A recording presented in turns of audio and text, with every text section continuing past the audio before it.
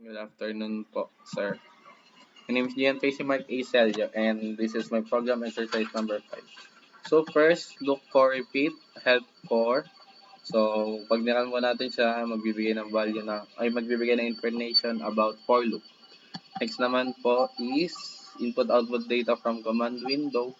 Pag niran po natin siya, ito po yung kakalabasan, which is yung A, B, and C lang po. Next, enter X.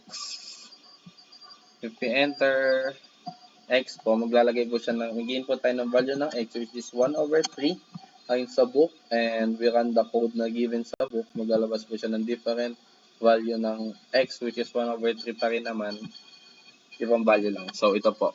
First is rational, next is long, next is exponential, X, short exponential, and short, and display the value of X. So, clear po muna natin command window. Next is do the following code daw po, which is converting Fahrenheit into centigrade or Celsius. If we run this code po, maglalabas po siya ng input the temperature. So, nagbigay po tayo ng sample temperature na 90. So, convert na ito into centigrade or Celsius. Next, ang napunta po sa akin, since ang seat number ko is 33, ang napunta sa akin is cone surface area.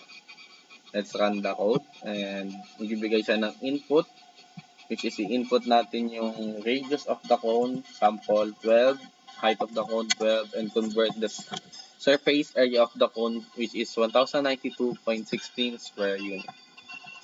Next is 2D graphic input-output. First, meron po tayong temp, nagbigay rin ng temp.dot, which is nilagay natin sa isang file, and save as temp.dot. And first, let's get the figure 1 na nag-create ng 2 line, the day versus first column and day versus the second column.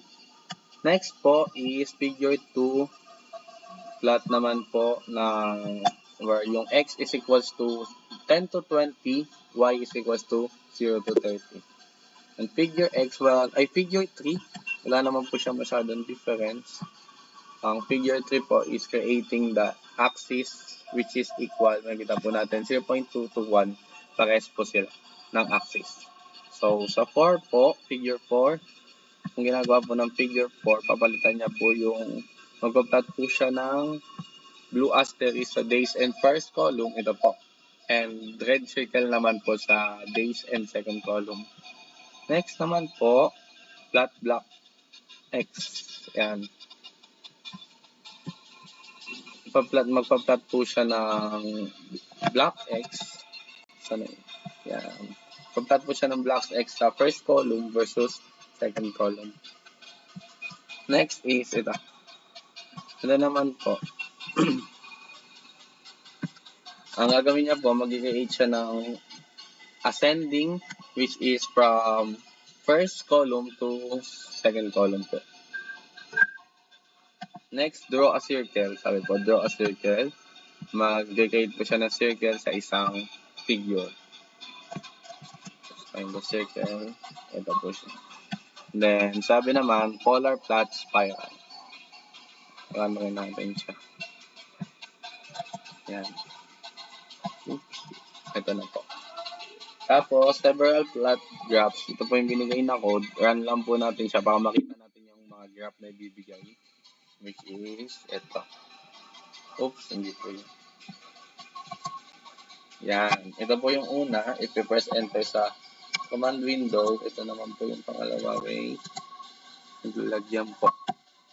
And next, enter ulit. Ito na po yung last. Next po is 3D graphic output, and same lang naman po siya ng code. I-just type the code and lalabas na po yung output. So, bali ito po. First output niya po is this one. Yan. Tapos, enter lang po sa command window. Magpapad siya ng output. Another enter, another output po. Yan. Next is matrix mathematical function po. Run lang po natin siya since meron na tayo F1 and F14. Ito po yung kakalabasan na value. Connect po natin siya. Ito po. Value ng F1 to F49. Yun lang po. Thank you, sir.